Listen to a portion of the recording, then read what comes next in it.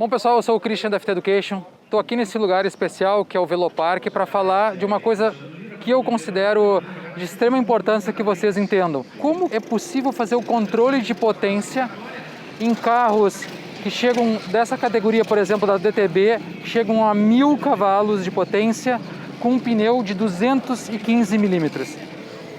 Antes de qualquer coisa, inscreva-se no nosso canal e se você gostar do nosso vídeo, deixa um like para nós, que isso é muito importante para o nosso trabalho. Bom, como falamos, a DTB é uma categoria que usa pneus radiais, isso mesmo, um pneu radial, o mesmo pneu que você usa na rua, um pneu de 215 milímetros de contato com o solo, e esse pneu tem que controlar potências altíssimas, em torno de 1000 cavalos.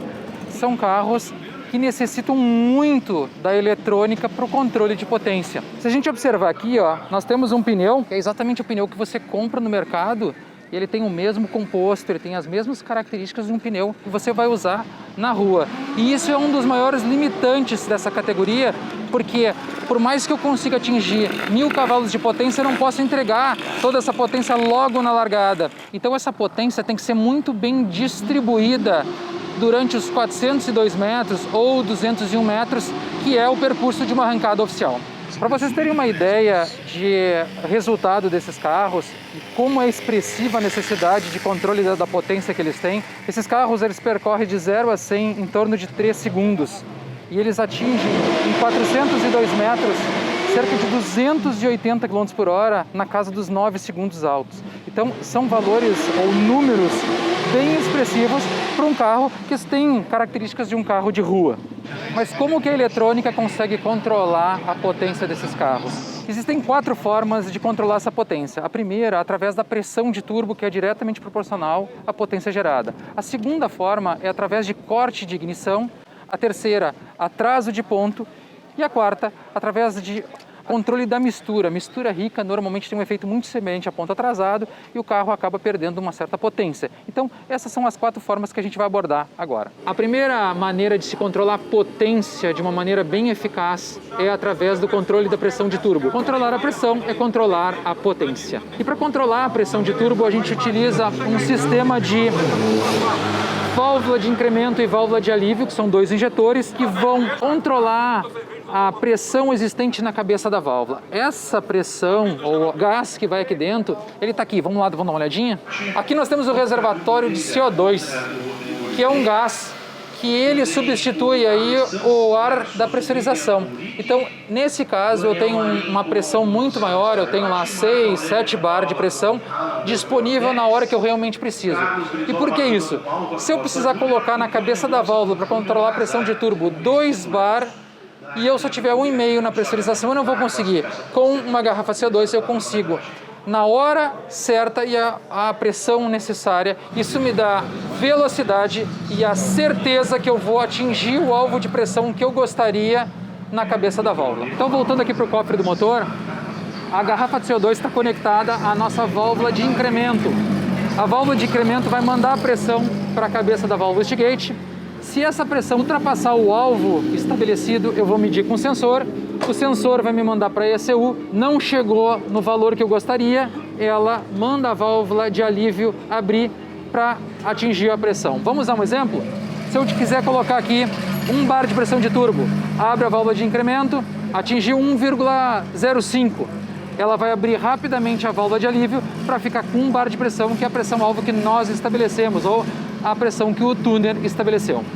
O recurso eletrônico que a ECU utiliza para fazer o controle dessa válvula e da pressão da cabeça da wastegate é chamado de Boost Controller.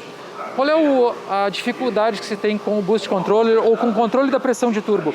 Perceba que a gente tem um tubo bem longo que vem lá do ice cooler, sai da turbina que está aqui embaixo e ele vem aqui entra no coletor de emissão e entra no motor.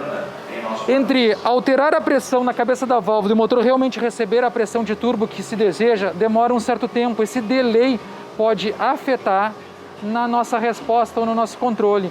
Então, a velocidade de controle da pressão não é tão eficaz quanto outros recursos que a gente vai explicar daqui a pouquinho. A outra forma é através do controle dos cortes de ignição. Ele funciona como se fosse um limitador, ou seja, O tuner, que é o preparador do carro, quem está por trás da programação eletrônica, ele vai determinar um limite de RPM para cada condição e vai determinar o quanto o motor vai cortar a ignição para diminuir a sua potência. Vamos a um exemplo. Se eu tiver o meu motor cortando 60% da potência através da ignição, a cada 100 ignições que o motor receber, 60% delas são eliminadas. Ou seja, o pulso de energia que vai movimentar lá o conjunto biela-manivela não recebe o arco elétrico e, consequentemente, eu não vou ter um pulso de energia sendo enviado para o meu volante.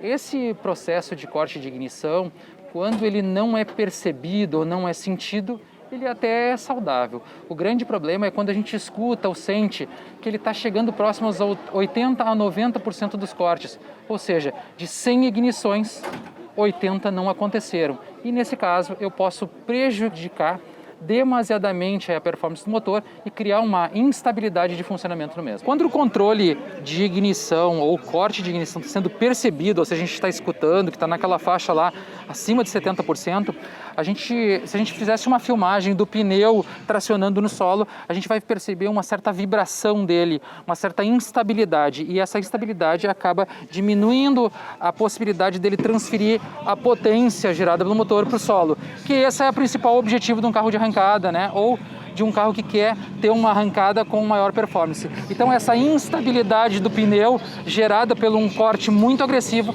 pode afetar diretamente a tração do mesmo. O terceiro recurso é o ponto de ignição, a relação entre ponto de ignição e a potência gerada pelo motor. E para entender um pouquinho melhor isso, eu vou trazer um exemplo.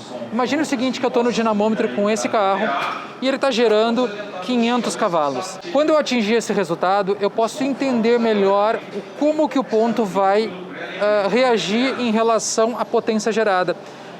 E um teste que eu já fiz nessa condição de potência seria o seguinte: atingir os 500 cavalos, eu retardo aí de 7 a 8 graus para entender o que vai acontecer com o meu motor, ou até 10 graus, do ponto que ele estava gerando essa potência, o ponto ótimo do motor. No teste que eu fiz, com 500 cavalos, retardando 8 graus, ele perdeu 70 cavalos na roda, na aplicação, naquele exemplo de carro que eu fiz esse teste. É sempre interessante levantar esse número no projeto de vocês, mas esse é o norte. E agora a gente vai entender o porquê que essa potência vai influenciar no nosso controle de tração, que esse é o nosso objetivo, né? Controlar a potência para melhorar a tração desse carro. Vamos lá? Na verdade, o que o dinamômetro mede é torque, pessoal. E é o torque que a gente transforma em potência.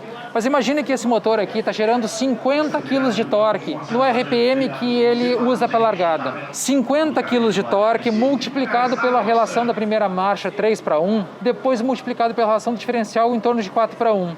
Nós teríamos a multiplicação do torque em 12 vezes.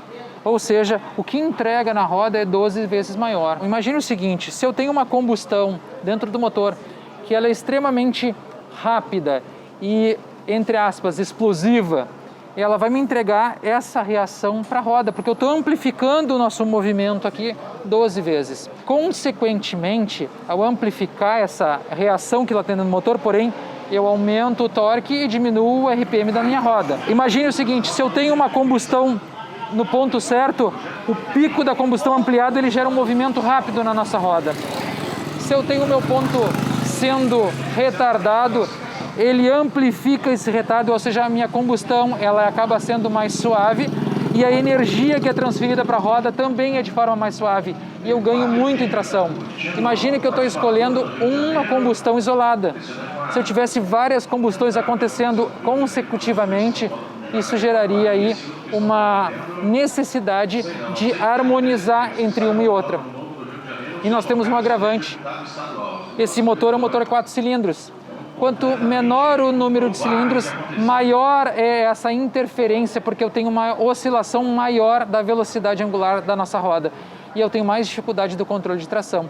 Motores 6 cilindros, 8 cilindros vão diminuir porque o pulso de energia está mais bem fragmentado na árvore de manivela. Aqui eu tenho menor quantidade de pulso de energia por cada volta do motor. Então, pessoal, o controle de ponto ele vai atuar efetivamente. E ele pode ser feito de duas formas. Eu simplesmente posso retardar o ponto e usar um ponto fixo mais baixo, ou eu posso usar um controle extremamente eficaz nas ECUs da linha Power FT, que é um controle de tração ativo. Esse controle de tração ativo, ele consegue medir a velocidade angular da árvore de manivela, verificar a diferença de velocidade entre a roda de tração e a roda de arrasto e determinar qual que vai ser a necessidade de avanço de ignição ou o quanto de retardo eu vou fazer no mapa principal para que eu não entregue uma energia muito grande e se eu vou ter que cortar a ignição ou atrasar o ponto de uma maneira muito rápida. Nós estamos falando de 375 milhões de dados por segundo. Isso torna esse sistema muito mais eficaz, muitas vezes, do que uma tunagem, como a gente chama, ou um acerto de tração de um tuner bem experiente, porque ele conserta no mesmo milésimo de segundo, o que na ação anterior talvez não tenha sido a melhor ação para a tração. O último recurso que nós vamos abordar é o enriquecimento da mistura para controle de potência. Quando se enriquece a mistura, o efeito é muito semelhante ao atraso de ponto. Por quê? Ao enriquecer a mistura, a combustão ocorre mais lenta, mas eu tenho um ônus. Se eu tiver com a mistura rico demasiadamente, eu posso gerar um dano no motor. A retirada da lubrificação da parede do cilindro pode gerar uma diminuição da vida útil do mesmo, então eu tenho que tomar cuidado com esse recurso para controle de potência.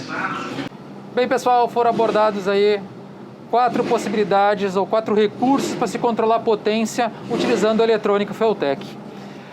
Uma dica bem interessante ou bem importante para vocês: cada recurso tem uma finalidade. Quando eles utilizados de maneira inteligente juntos, o resultado pode ser realmente muito bom, como esse, um carro com pneu de rua, 215 mm, que consegue atingir de 0 a 100 em torno de 3 segundos. Isso só é possível através desses recursos utilizados de maneira inteligente. Então, pessoal, muito obrigado pelo tempo de vocês, e para quem busca mais conhecimento ou quer conhecer um pouquinho mais sobre esse mundo tão fascinante da performance, a gente tem uma opção para você.